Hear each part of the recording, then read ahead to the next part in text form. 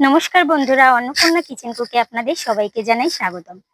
তো বন্ধুরা, আজ আমি আপনাদের সাথে শেয়ার করতে এসেছি লাউয়ের কোপ্তা। তা লাউয়ের কোপ্তার জন্য আমি আমার বাড়ির মাচান থেকে কেটে নেব লাউ।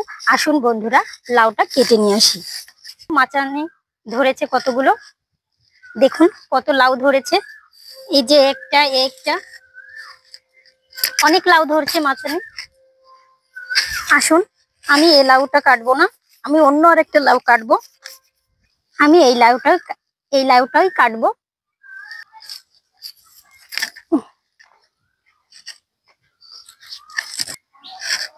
তো লাউটা আমি প্রথমে ধুয়ে নেব, কল চেপেই ধুয়ে নেব।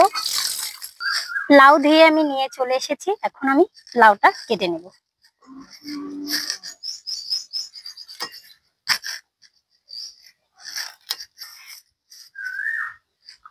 খোসাটা ছাড়িয়ে নেব। দেখুন লাউয়ের খোসা ছাড়ানো হয়ে গেছে, এখন আমি গ্রেটারের সাহায্যে কুচি করে নেব।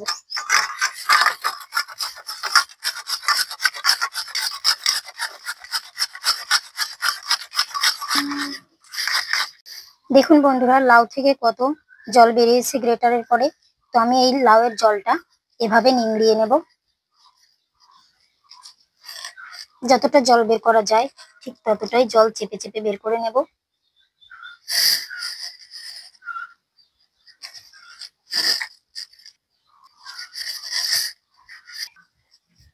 লাউয়ের কুচি থেকে আমার সব জল বের করে নেওয়া হয়ে গেছে।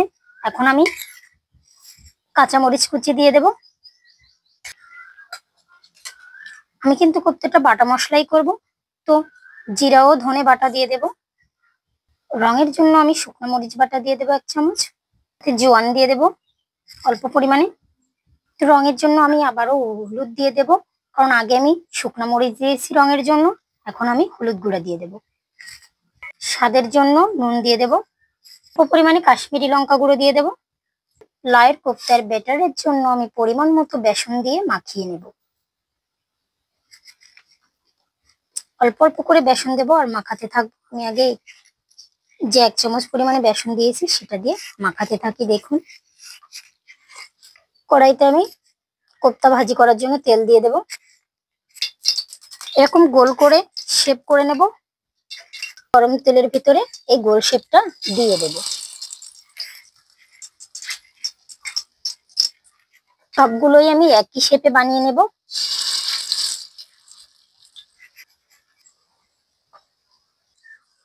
কোপ্তার পাশ উল্টিয়ে দেব। এপাশ ভাজি করা হয়ে গেলে এপাশ উল্টিয়ে দিয়ে ভাজি করে নেব। এরকম দেখুন লাল লাল হয়ে আসবে। দেখুন বন্ধুরা, লাউয়ের কোপ্তাগুলো পারফেক্টলি ভাজি করা হয়ে গেছে। এখন আমি তুলে নেব। এরকম লাল লাল হয়ে আসলে কিন্তু তুলে নেব।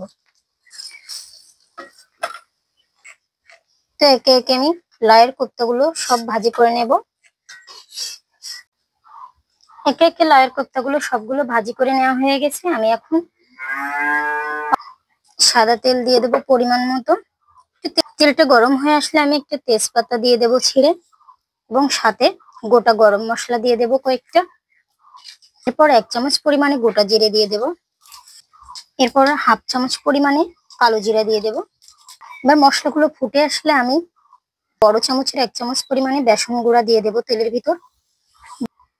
পরিমাণ মতো হলুদ গুঁড়া, মতো নুন,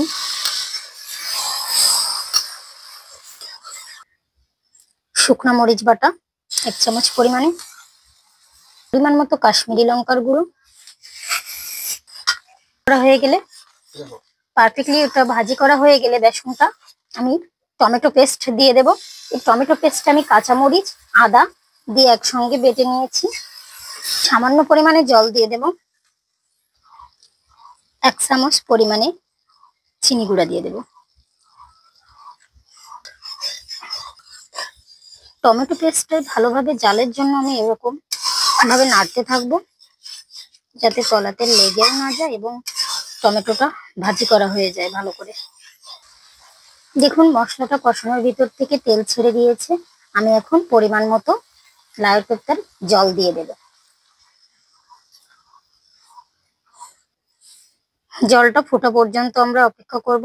ভালোভাবে ফুটে আসলে আমি লাউয়ের কোপ্তাগুলো দিয়ে দেব। ঝোলটা আমার ভালোভাবে ফুটে আসছে।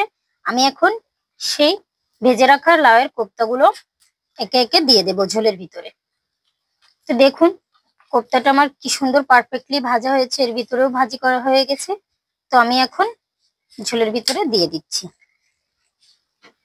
ঝোলের ভেতর দিয়ে আমি একটু নাড়িয়ে দেব যাতে সবগুলো কোপ্তার ভিতরে ভালোভাবে মশলা ঢুকে যায়। কোপ্তাটা যেহেতু আমি বাটা মশলাই করছি, তো আবারও আমি জিরা ও ধনে বাটা দিয়ে দিচ্ছি।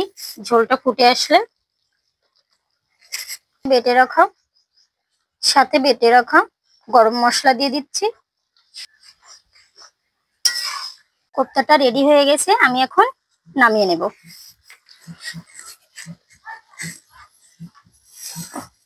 লাউয়ের কোপ্তার রেসিপিটা আমার তৈরি হয়ে গেছে। দেখুন কত সুন্দর লাগছে দেখতে, খেতেও কিন্তু খুবই টেস্টি হয়েছে। তো বন্ধুরা, আমার এই লাউয়ের কোপ্তার রেসিপিটা যদি আপনাদের ভালো লেগে থাকে তাহলে চ্যানেলটি সাবস্ক্রাইব করে আমাদের পাশে থাকবেন।